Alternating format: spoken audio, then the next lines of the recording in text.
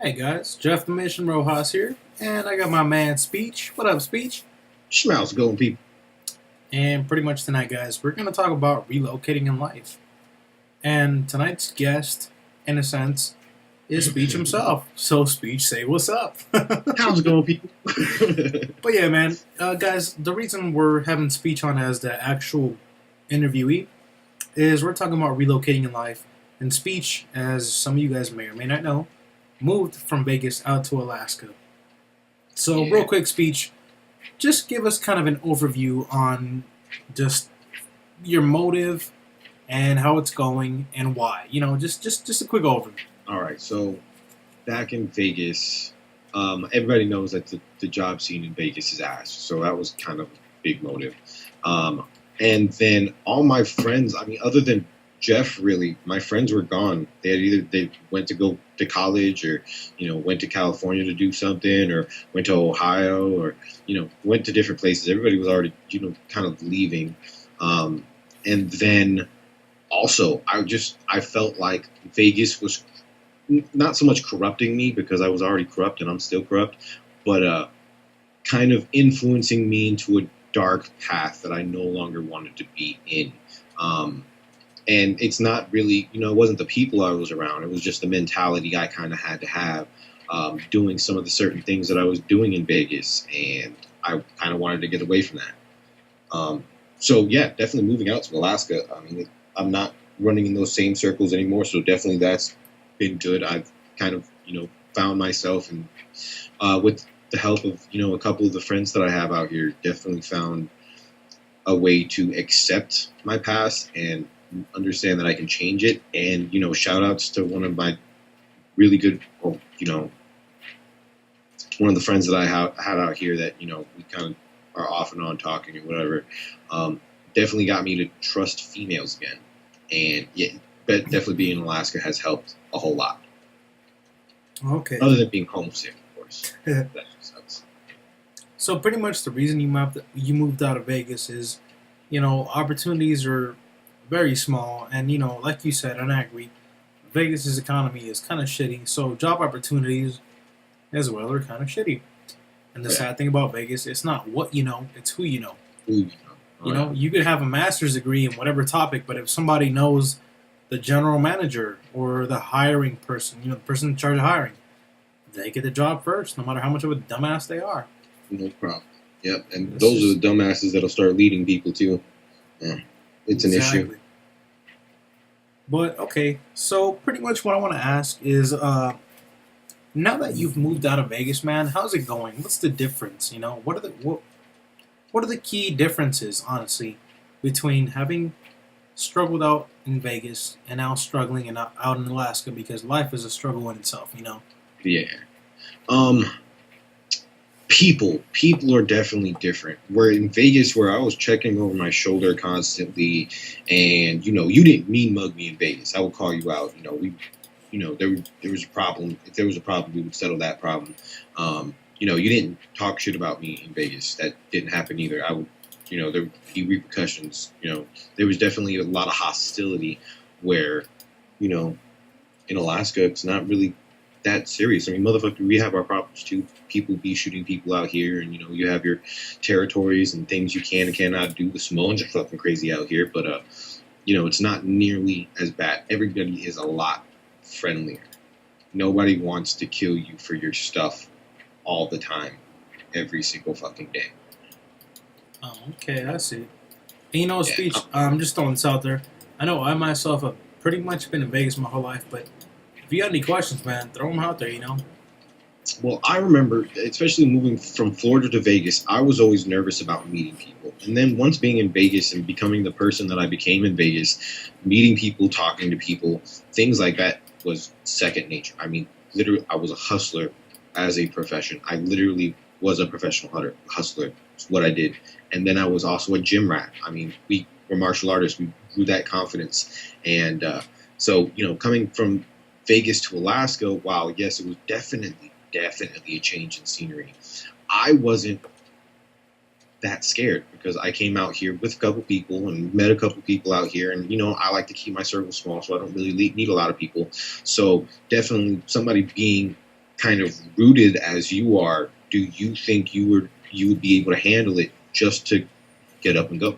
I honestly ask myself that every morning because don't get me wrong, you know, I don't have the picture perfect life, but the older I get, the more I realize how easy I've had it, you know?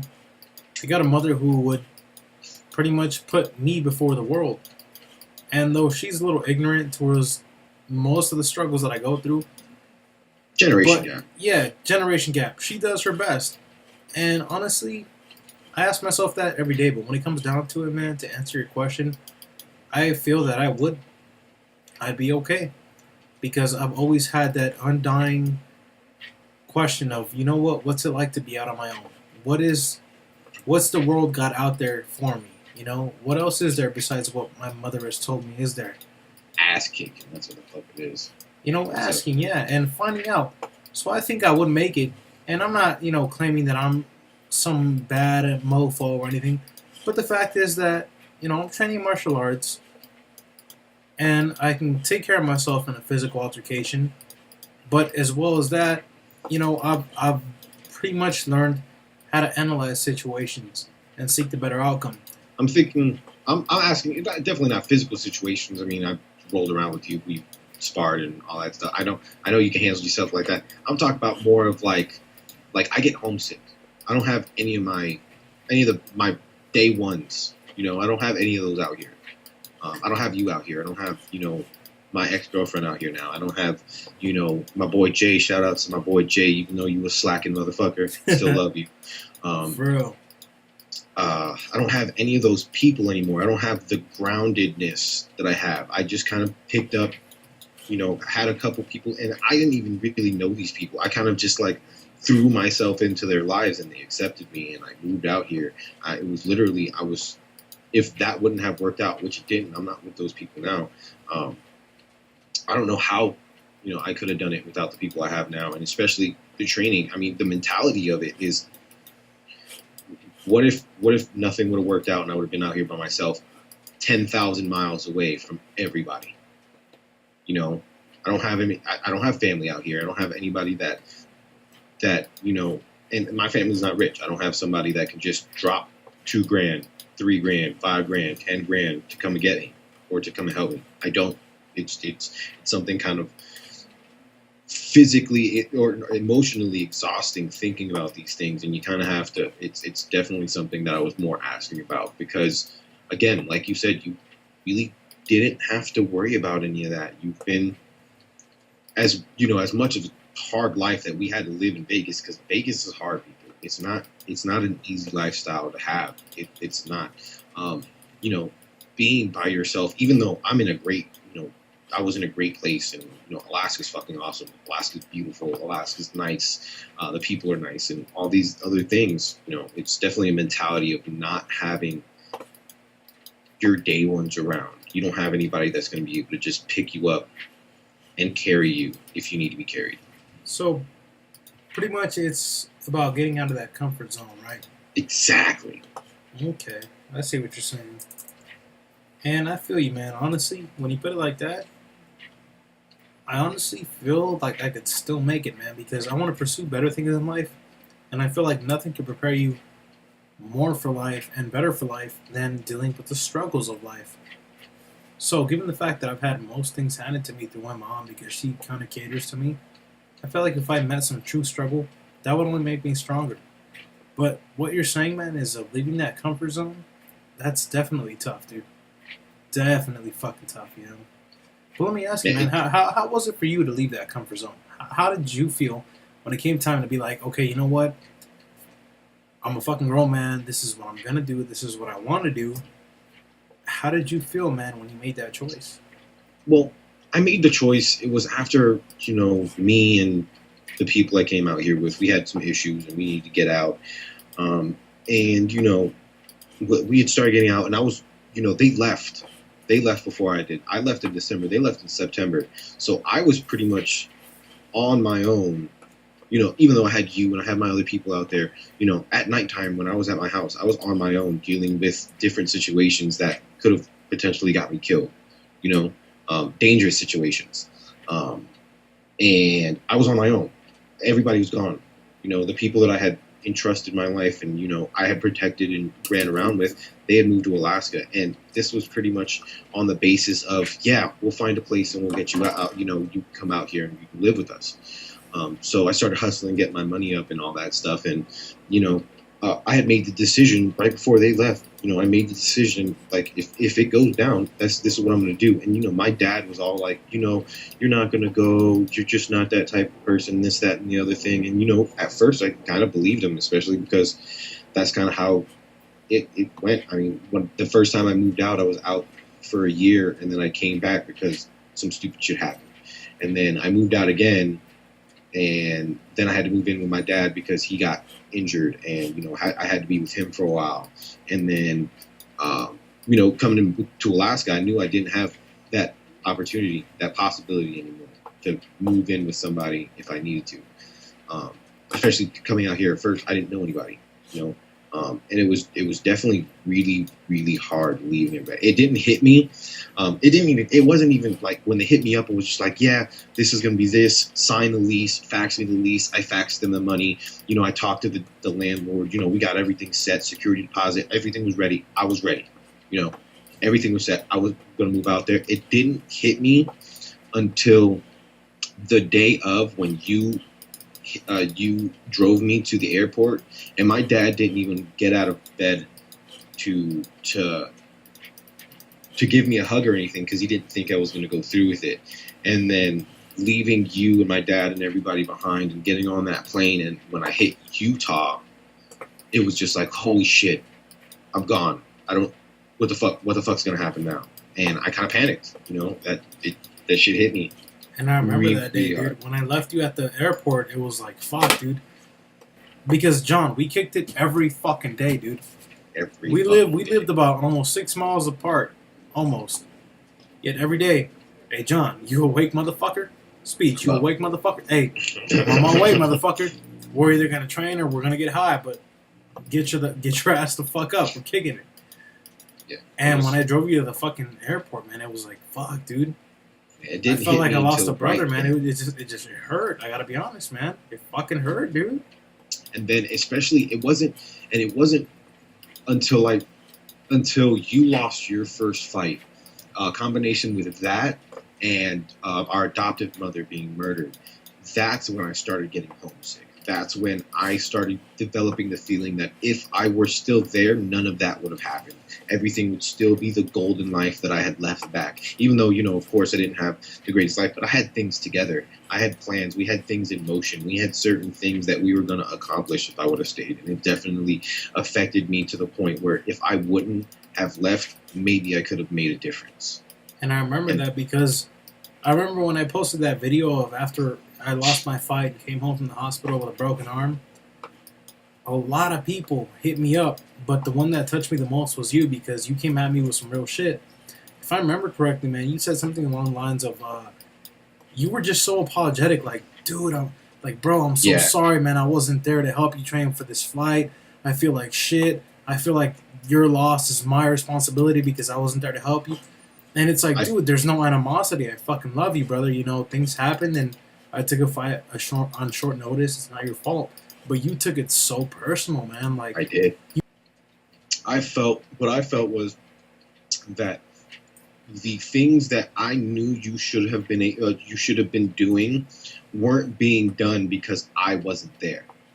I felt that if I were there, same thing with our adopted mother, if I were there, I could have intervened and influenced to the point that maybe the outcome wouldn't have been different. Maybe you would have still lost. Maybe she would have still been murdered. But I would have felt like I did all I can do to prevent that kind of trauma to happen in somebody's life. And I couldn't do that because I left. I was gone.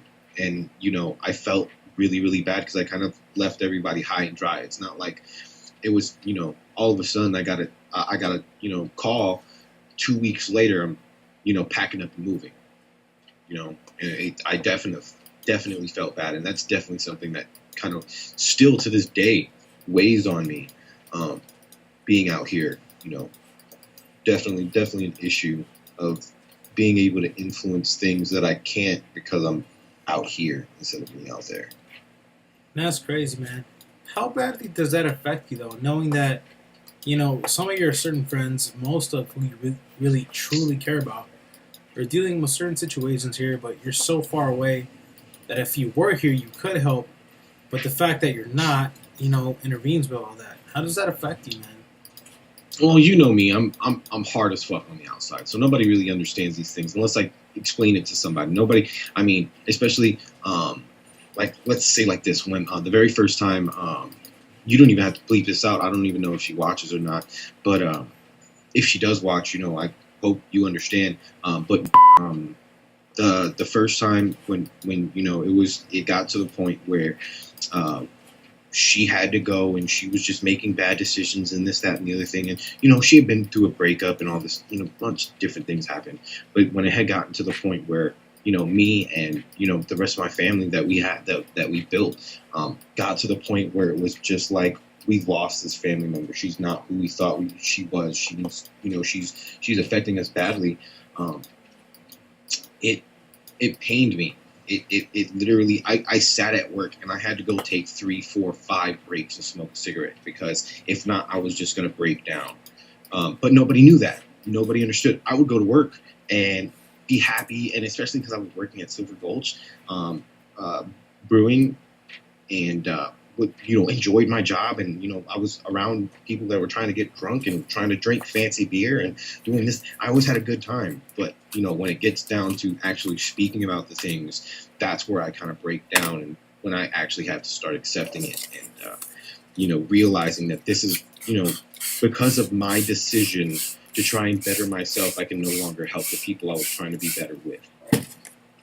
But see, honestly, John, don't ever feel like you let anybody down, man. Honestly, I feel like you did what was best for you, because I feel like we may or may not have touched up on this in a prior podcast, but I feel like when you made that move, bro, it was because there was nothing left in Vegas for you.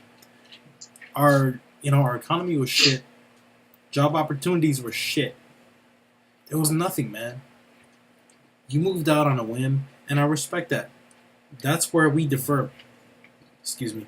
That's where we defer, man. You had the balls to go out and seek new territory and make your own. I got complacent, and that's why I am where I am today, man. We all know it. I could have been fighting in the UFC by now, but what? I let my mother's influence bear too much of a heavy toll on me. She's very negative towards my fight career, and, she sees Vegas as her whole universe. She doesn't realize that there's bigger opportunities out there. So, with her being complacent herself, she feels like if I don't make it in Vegas, I haven't made it at all in life. And, that's a big problem. So, I guess what I'm asking, man, is when it comes to moving out and doing your own and starting a new life, how important is that parent influence? You see, growing up, my family was dysfunctional as shit. I divorced, and all of a sudden my mom was a lesbian. I was defending my mom from getting beat by a woman. I was definitely very confused. So I stopped relying so much on my family to that point. I kind of reserved myself, and I kind of was the black sheep. That's kind of what I just became. That's what enabled me to be the person I am, the strong person that I try to be, these things. So the parent, especially like in our last podcast, my mom didn't really like me going into the Army. My dad didn't really believe that the person, that I was going to be the person to just uproot my life, leave and, be able to be okay by myself. And, of course, I guess proving them wrong was more motivating than them having my back, I guess. No, and I understand that because, John, as like everybody, you're a child of somebody, and I'm sure everyone can relate to what I'm about to say. But have you ever felt like your parents, they just always have to be right? Have you ever felt like that? Oh, I got that from my parents. I developed that from my parents. Trust me. So I know. expand on that, because I feel like that's something you, like you said, you inherited that. So expand on that. How do you feel about that, John? I mean, speech. I'm sorry, speech. So you know me. I don't like to put myself in stupid situations. I don't like to look stupid. I don't like to be wrong. I don't like, so I don't, if I don't know anything about astrophysics, the last thing I'm going to talk about is astrophysics. When I speak about something, I try to be correct 100%. Now, this is not saying that if I have to look it up and I'm wrong, I'd be like, oh yeah, you're right. This is what happened. Now I know. But, you know, definitely, especially because my mom was really, really stubborn. My dad was really, really stubborn, and they always had to be right. I mean, I'm telling you to the point where my mom could say, I could say the sky was blue. My mom could say the sky was fucking purple with polka dots, and she would have to be right. Exactly. Same thing with my mom. I could be like, Mom, 2 plus 2 is 4. She's like, no, you stupid motherfucker, 2 plus 2 is 47.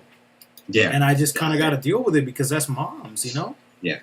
So I definitely inherited that from them. And it's less about trying to be right, but more about trying to put myself into situations where I can succeed. Is kind of how I take it. You know, because I'm not going to, if I'm wrong all the time, I'm never going to succeed. While I'm learning, I will be behind the curve. Whereas if I already know and I put myself into those situations, I'm ahead of the curve. So I'll succeed a little bit better. But yeah, man, I totally agree. You know, you succeed a lot more when you have that parental support. But moving on to my next question, man. Given the fact that you actually pretty much had the balls to move out, man, you went out on your own. What are your goals when you got out there? What were the goals? Well, especially because when you know everything that we had in motion, this is kind of why I kind of don't feel that what you say is going to matter. No offense, about how I feel about about that there was nothing here. We had things in motion, you know, with us and our adoptive mother and the different things that was going on. We had things in motion to be successful. So when I came out here, it was more of a mentality of trying to get myself out of trouble so that when the time comes, I can come into this life of luxury and lavishness and successfulness without being tarnished. So that's what I was trying to do. And then, you know, it literally flipped script within a second. Was bam, and I kind of had to be quick feet. I had to be on my toes, and I had to figure something out. I had to figure out something that I wanted to do and do it out here. You know, so I guess it was just kind of a little bit different when my plans all of a sudden were impossible, and I had to come up with new plans on the fly. Because if not, I probably would have been homeless and dead out here. So pretty much, you know, no matter what you do, you gotta have some sort of ambition and that drive to keep pushing forward, right? Yeah, you always gotta find a reason. Even if there is no reason, you gotta find a reason. I mean, the reason I moved out here was to protect, you know, my friends. I moved out here with them was to protect them, you know, better myself, but was also to be with them and, you know, watch over them, because that's what I did in Vegas and that's what I was used to at the time. And then when that, you know, fell through, it became, you know, I came out here trying to not be tarnished, and then our adopted mother was murdered, and that fell through. And then I, you know, held on to that fact that I wanted to protect my friends and be with them, and this, that, and the other thing. And then that fell through, and they went their separate ways. So then I kind of switched my focus on to, you know, being good at my job and protecting and trying to make her a person that's, you know, make her a better person, because she was helping me be a better person and help her find her way in life like she was helping me. And then that fell through. So it's all been pretty much a tiptoe game around fucking mines. And luckily I'm winning. So let me ask you though, but how truly betrayed do you feel? You had this chick's back and she kind of let you down. So how does that affect you, man? Like, well, at the time, it was really, really bad. It got really, really bad to the point where me and my roommate's girlfriend, we had gotten really, really drunk, and we had gotten into an argument, and they actually got into a physical altercation. And we literally took all her stuff from her room and threw it outside. wow. Yeah, threw it outside. And then we didn't open the door for her when she was trying to get in. She had to call the landlord to come to the apartment to let her in. It got really, like, You don't understand. It was kind of like if you were to do that to me, that all of a sudden I didn't matter. You know, all of a sudden, as much as I tried and as much as we loved each other, all of a sudden I didn't matter because you had, what had happened was she got some new friends and, she was going through, and I didn't realize this at the time of what she was going through, but because I was kind of selfish because, I put my everything into that relationship, um, into that friendship. And, it was like all of a sudden, fuck you, John, you're nobody, you're nothing, I'm out of here, you know, and I didn't realize, especially that, she was. It's not that she was a young chick, but mentally, um, she had been with this dude for 3 years. They had been together, Then they broke up, and it was a violent, violent breakup. I got stabbed over this breakup, violent breakup. Um, and it affected her to a certain point, and then she started getting homesick, and I understood more after everything happened. We started talking again, um, but yeah, it was bad. It was bad. It kind of solidified me not wanting to meet anybody else, me not wanting to hang out with anybody else. I was at home drinking every single day. Every single day, I was killing off fifths by myself. It was bad. That's terrible, man. That's terrible. But given the fact that you've dealt with all this bullshit, man, what were you goals after? Because obviously, if you persevered through all this bullshit, there's a greater motive. There's a greater outcome you're seeking. So I want to know, what is it, man? And when it comes to knowing the exact details of that, I have no clue. There's a reason I'm not dead. There's a reason I'm still out here. There's a reason that people still support me out here. There's a reason, that I'm still able to be mentally stable enough to try and succeed. What that reason is, I have no idea, but I know that there is a reason. I want to find that reason. I guess that's the motivation for me, is finding what that reason, why God is putting me, or, whether it's God or, whoever. A higher power. Whatever higher power it is. I just say God because, I was raised that way, and that's what I, named it as, or it as. But what the destination is going to be is my motivation. What the outcome, is it going to be good? Am I going to die? I accept both ways. I accept both, extremities, but what's it going to be, And that's kind of, I got to just be myself and be the person that I'm trying to be and see what comes from it. And I want to see what comes from it. That's kind of the motivation, is to see if my efforts are of value or not, I guess. Okay. So pretty much but let me ask you, are you so much trying to prove something to yourself or the people around you? You know me. I really don't give a damn about what people say around me or people do around me. I mean, if you're going to say it to my face, you're going to say it to my face, and we can get down, with the get down at that point. But most people aren't going to say things to my face, and I really don't care what they say behind my back, because they're not going to say it to my face. They have that much respect for me that they're not going to say it to my face because they know what would happen. So that doesn't bother me too much. And there's a couple things that I do, like doing MMA out here. I want to prove myself that I still got it.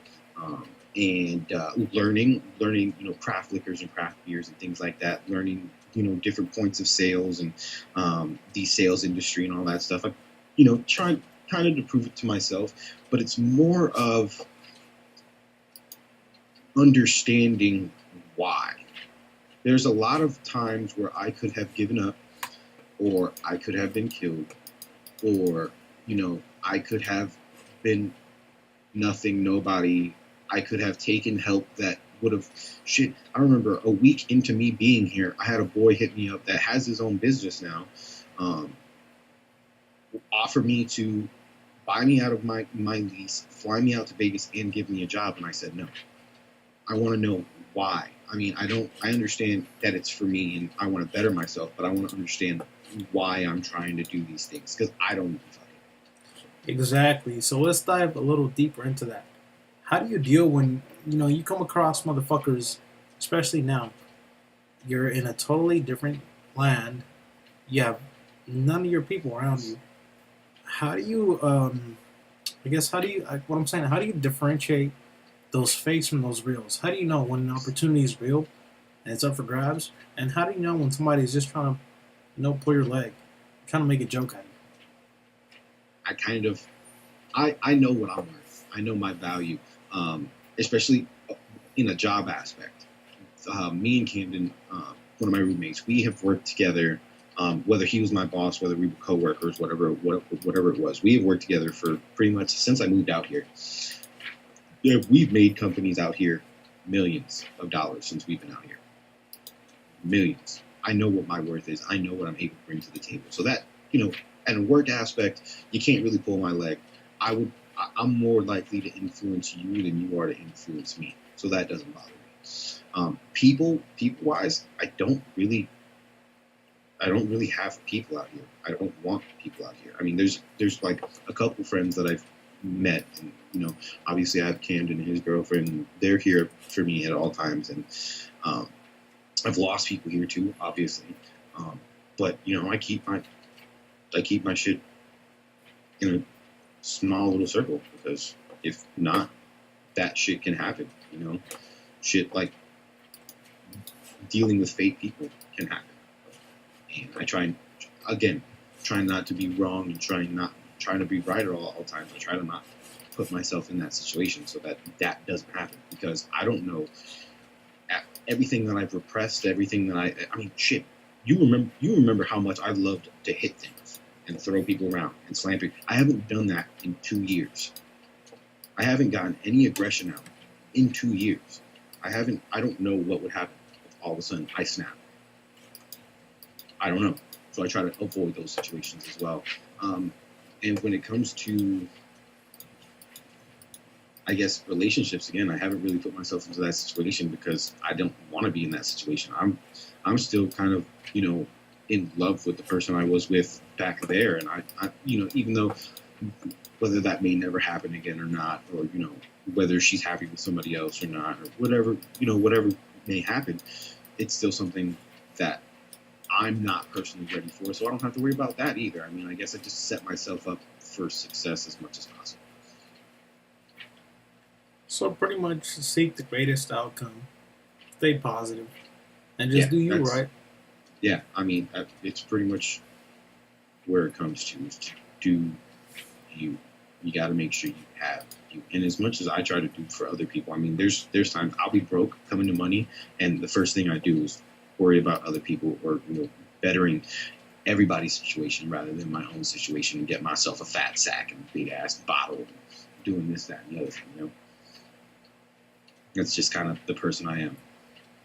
Okay, let me ask you, what's the struggles of balancing being you and still, giving in? Because obviously some people are helping you out. But what's the balance of doing you and taking care of yourself and still doing right by these people that helped you out? Yeah, that's a hard one. Especially, as human beings, we will be the first to neglect when people are helping us out. People do things for us. But we'll be the first one to point out that one time that they don't do things for us. And that's definitely something hard. You have to kind of psychologically understand those things and understand that that's not how it is. And it helped me this far. Maybe this one time they couldn't do it, so shit happens. But I attempt as much as possible to try and to my ability, of course. I mean, my abilities out here aren't the greatest right now, and relocating from somewhere where I was super connected in Vegas. I knew everybody. If I needed something, I had it. If I wanted something, I had it. If I needed somebody taken care of, it was done. If I wanted to go somewhere, it happened. To not having that anymore was definitely is definitely something you have to sit down and think about. You can't just like I used to be, where I just said whatever the fuck was on my mind and I didn't think about it, and it was just like, fuck it. You have to realize and come to understanding before you actually speak on it, because that's how you ruin really good relationships as well, is taking that one instant of a negative thing instead of taking in consideration all the positive things that have happened before. So it's definitely it's hard to do you and to help other people as well. But when helping other people help you, it's that much easier. So pretty much, it's a tough balance, but you still gotta find the time to do you and do right by your Oh people, yeah. right?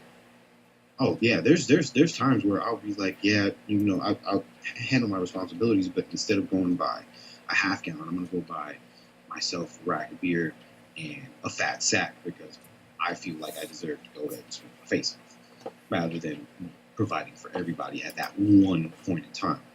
And those people understand, and I understand when that happens reciprocally. You know, you have to find time for it. You have to, especially when you're out on your own and developing new relationships, not having the relationships that you used to have. So let me ask you, man, what do you do to find time for yourself? Like, how do you chill back and give you time? What do you do, Um, man?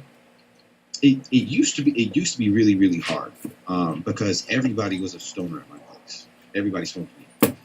Um, so even smoking a blunt wasn't smoking a blunt because I smoked a blunt with 5 other people or 4 other people Oh, okay. or even one other person. Because they smoked with me. So of course I'm like you know I, I smoked with them, of course. But then when I lost those people and my boy Camden stopped really smoking, um, it was really really easy to have my alone time because I could just sit back, roll me a blunt, take the blunt to the dome, and enjoy that time. So that's kind of what I do now. I smoke my face off because that's something that helps me really.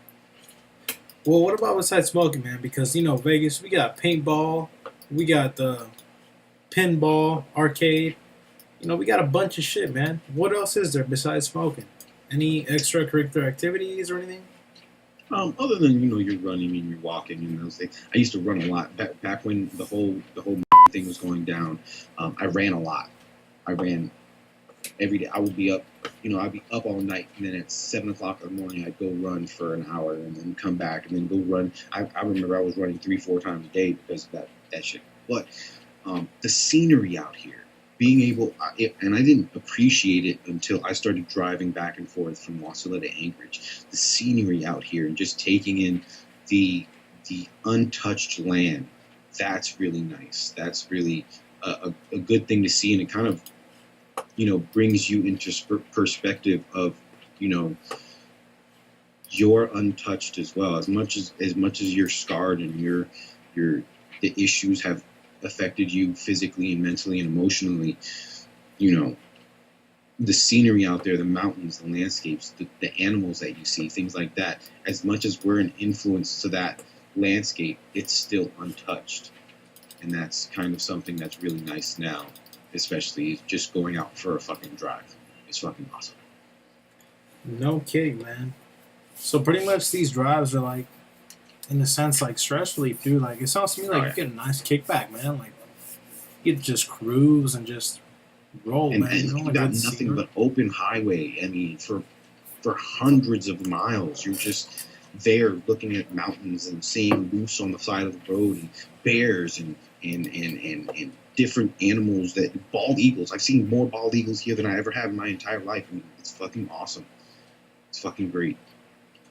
I mean, I literally drive into and out of postcards. Like what you would see in a postcard, that's my scenery every single day. And you can't say that about any other place. That is crazy, man. I kind of want to take a trip out to Alaska now. I'm like, wow, if it's that fucking great. Weed is legal, bro. I'm telling you. Come out here. Everybody. Come keep in my Hey, company. that's crazy, man. We're bringing this to a close. So, one of my final questions, one of my nutcrackers is, how do you feel, John, that you moved out there with such great hopes and aspirations, yet you're still struggling and still stuck? How does that affect you, man? Um, especially the big problem is, especially moving from somewhere from Vegas where it's who you know to somewhere like Alaska where it's all about experience, and the older you are, it's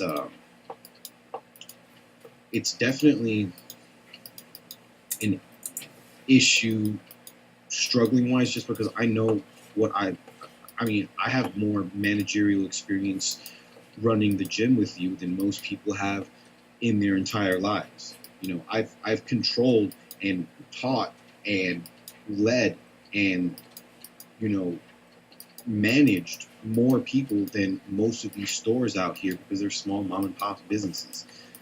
Just being at the gym, if I'm able to take grown ass men and teach them something and make them do what I want them to do, what makes you think I can't make a 20-year-old do some inventory? But they don't take that into consideration. You know, it doesn't matter True. any of that. So definitely, a lot of my qualifications and my experiences are kind of null and void, which kind of adds to the struggle because now I'm kind of starting from scratch because none of that matters to them. And does that ever stress you out, man? Because it's like, these people just read what's on paper. They don't understand what we've been through. So how do you deal with that, man? The stress of, somebody taking you not based off your word, but based off what they see on paper. Oh yeah, it's definitely an issue. My greatest example is the last job I had at Silver Gulch Brewing. Um, there was this guy, and he had worked for a bunch of hotels and was a beverage and food manager for a bunch of high end hotels out here and whatnot. But he had not one clue about the upkeep it takes to keep a craft liquor business going. So, I mean, Camden himself has made hundreds of thousands of dollars for the company doing that himself. And then when I, kind of took over my own store and did it myself, I did it as well. And I was very successful at it, marketing and bringing in new product and keeping up with the flow, finding seasonal patterns, different things that you have to understand about this business. And he was just so headstrong that he didn't listen to anything we said, anything. None of our considerations took into place, and we actually had to go above him to his boss, the owners, and give that person the idea so that he can make it happen. And then, it went like wildfire, and it went crazy. And then all of a sudden, we started getting more and more respect. Our word was kind of being more and more taken into value, and they started understanding. But if they would have just understood from the first place, that company could be 3-4 times as big as it is now. Just understanding that we knew what we were doing. And just because we're so young, it was really, really, really difficult to make people understand that we took shit seriously. I mean, if I'm doing something, I take shit seriously. So if I tell you something, it's definitely not to lead you astray. I'm trying to make you the best person you are. I'm trying to make the company the best person they are. So it's definitely big struggle. Big struggle. Not getting the credit. So how much does it stress you out when you got a game-winning plan, but nobody wants to listen? How much does that stress you out? And how does that affect your motivation? You see, at first when it first started happening, when I had good ideas and, people were kind of casting them aside, I was just like, oh my God, this would be a great idea. And, it bothered me a whole lot. I know.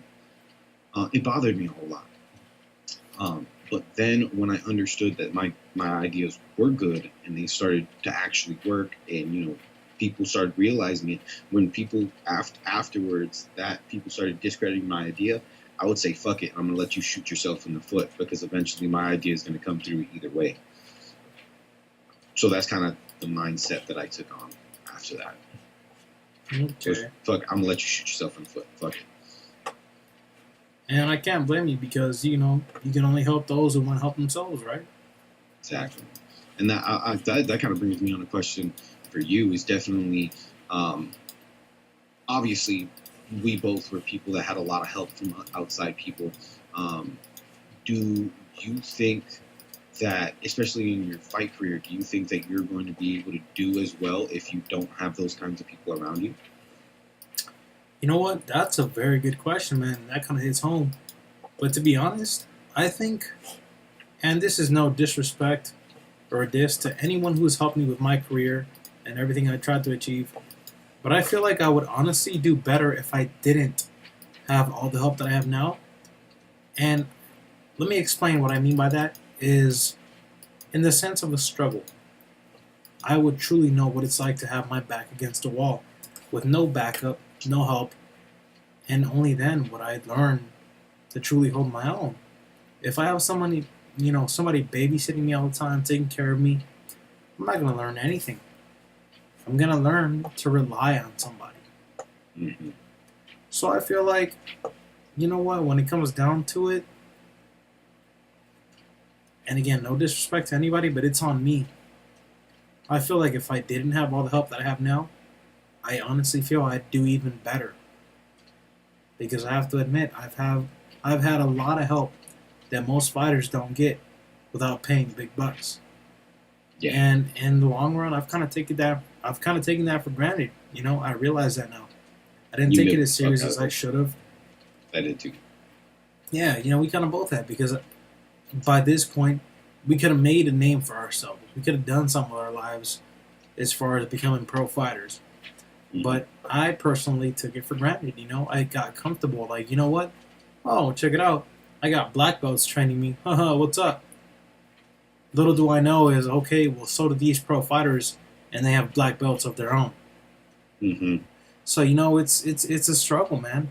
But to be honest, I feel like to answer your question, final thought, yes, I think I'd do a lot better if I didn't have all this help that I have now, because I'd have Nice. to face that true struggle. Yeah, wrapping it up, man. I got a couple more questions. Before I give you the final one, man, basically, I want to know is what are your thoughts on, and it's not so much as advice, but what are your thoughts if you could start over, move out one more time, what would you change? I guess is what I'm asking. Um, I guess being so hard headed about it, um, especially coming from it, when I moved out, the connections I had and the ability for me to make money doing, you know, certain things and, being in the cliques that I was in and running with the people I was running with, um, you know, not not taking advantage of my freedom because maybe I wouldn't have gotten into so much trouble that I did. Using my time a little bit more wisely rather than getting myself into a whole fuck ton of trouble. So, if you could restart your journey, let's say you're back at freshman year, would you do it? Would I still have the same knowledge I have now, or would it be a completely new start? Because I New think I would just start. make the same. I think I would make the same decision. So no, I wouldn't do it. If I don't have the knowledge I have now back in freshman and go back in time, no, I would do the same exact thing I did. I did. I did this time because of it was just the situations I was kind of thrown in. It's what happened. So. Okay, what if you had prior knowledge? Oh yeah. Oh, I would do it without a question. I would not only be way more successful. I would have had way more females. I would have had a lot more sex. Because there's a Bruce Lee quote that I like. And he goes, the key to immortality is living a life worth reliving.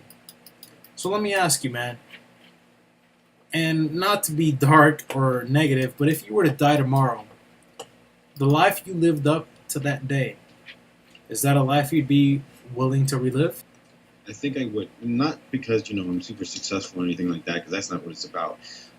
I just hope that the very few lives that I touched enough to have them remember me, and for that fact and that fact alone of being able to touch those lives, I would definitely want to do that again. So yeah, without an issue, I would do it again. I gotta be honest, there's a couple things I'd love to change. But you know what? For the most part, it's not such a bad life, the life I've lived up to this point, because I've learned a lot from life to philosophies to science to martial arts, man. I feel like, you know what? I've learned enough to the point where I've lived a happy life. This is one that I wouldn't mind living again. And just because I would love to relive the experiences that I've had. Like hanging out with my boys, training in the garage. I remember when I started in martial arts, man, I started off training in a fucking garage. But It I love counts. those days, man. No distractions. You know, it was hot as fuck. But damn, I got skinny. I lost a lot of weight. But it was fun, man, because, you know, it was isolated from the world. It was me doing me. And, you know, my coach was dedicated to me. And we got shit done, dude. I miss those fucking days. I don't know how else to put it. Yeah, there's definitely some, like I said, the experiences are all fine, but it's more of the impact that I had on lives, that I hope I've had on lives. You know, the way that I've been able to make people grow, you know, that makes me feel good. So I would definitely do that over again. Kind of selfish, but selfish in a good way, I guess. Okay, how do you feel that's selfish, though? Um, I always think, whenever I think about myself and how I feel, I always think it's more selfish because I'm not thinking about somebody else's opinion or, you know, their feelings on that situation. I feel it's not, you know, I'm not wanting to relive this life because I made an impact. I'm more wanting to make those impact again so I can feel good about myself. Selfish. So, see, that's where we're a little different. I would love to. Well, I mean, I guess we're kind of the same in a sense because I would love to relive my life, to reestablish those statements that I made while I was alive, reestablish that positivity, those statements of, you know, keep it pushing. I would love that. But at the same time, man, if I had a second chance, you know how much shit I wouldn't do. Kind of going on the same aspect of, you know, one of our previous questions on how the betrayal almost made me feel. Um, let's say you moved away from, instead of your coach moving away from you. Let's say you moved away from him, and all of a sudden he started doing bad. How would that make you feel? Honestly, man, that's a good question. I would honestly feel like shit because I'd feel like, you know what, I let him down. I would honestly feel like I'm the source of his downfall. I feel like because I left, he had nothing else to look forward to. If you're truly asking me how I feel if my coach stayed in Vegas and I left and he started fucking up, I'd feel like that's all my fault, man, because, you know, we had something great going. You know, he's my coach, I'm a student. I'm bringing his techniques out to light while making a name for myself. But if I fuck that up by leaving, I feel like, you know what? I'm the reason for anything and all negative things that happen. That's just how I would feel. That's just who I am, you know? And now you understand how I felt. Kind of. That's how I felt. Kind. Well, you never really went through it. You're just thinking about it, but I went through that, and that's exactly how it feels. Exactly. I went through a really big drinking phase because of it. It was bad. Bro, I'm going through a drinking phase myself now. Kind of, sort of. You have that's man. I'm talking about like within an hour and a half, 2 half-gallons of Jaeger were gone. That's it.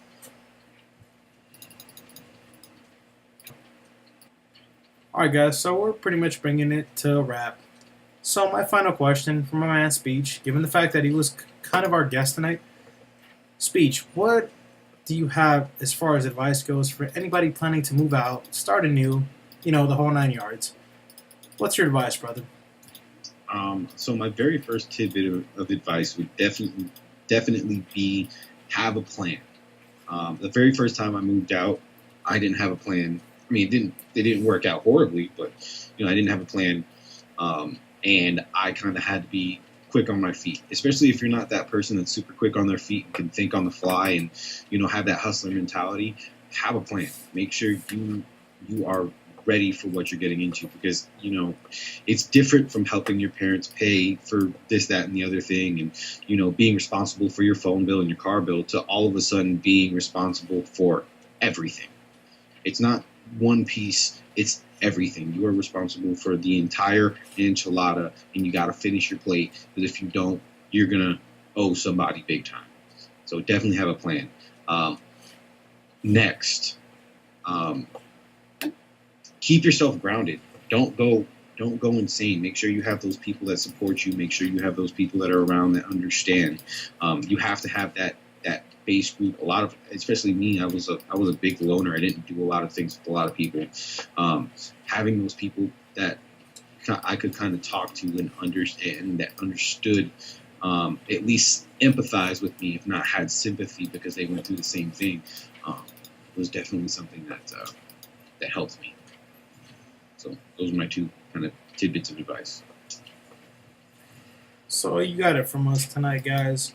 The topic of tonight was relocating, starting a new life, and you heard it from a man's speech who pretty much went from living in Vegas to moving out to Alaska. And I hope you guys appreciate what we gave you as far as the input from the realism to the advice in the future, because you know what? You never know what's ahead of you.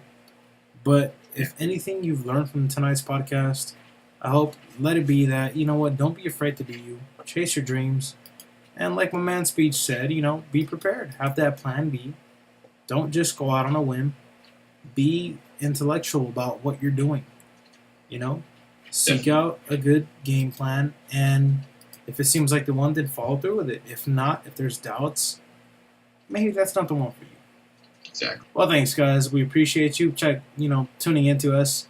Check out White Noise. We got a lot more shit coming through your way. Me and my man's speech checking out. You guys have a good night. Peace.